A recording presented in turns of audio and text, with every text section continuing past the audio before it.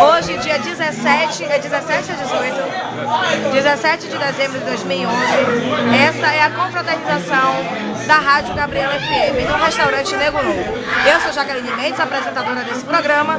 E aqui agora, do meu lado, Marcos Bezerra. Boa tarde, Marcão. Boa tarde, Jaqueline. Ao lado tem Suilan, a esposa. Tudo bom, Suilan? Beleza. Vamos aqui, só no uísque. É Red Label, gente. Red Label. Do meu lado, o Vênus Samuca. E aí, Samuca? Manda um beijo pra Valéria.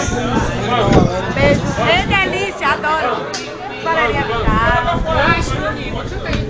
Toda empolgada do lado de Bad. Será, gente? Será? Será que hoje rola um clima entre ela e Bad Boy?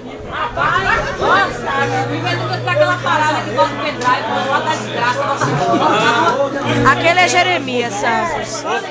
Depois que bebe, vira moça. É aquele lá. Olha só. Como é que aproxima aqui na rua? Aproximar? Tá filmando.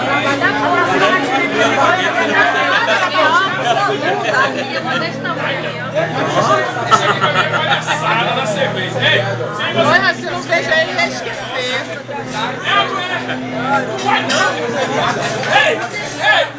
Ô, Benny, meu amigo Jeremias.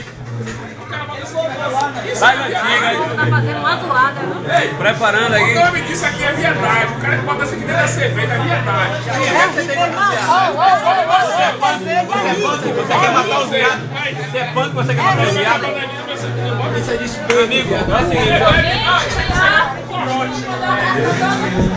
Pra ele. Manda ele mandar pra gente.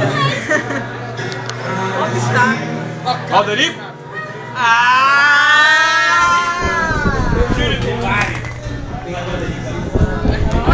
Aqui é o carro, ó. Você agora é o filho. Aqui é o carro.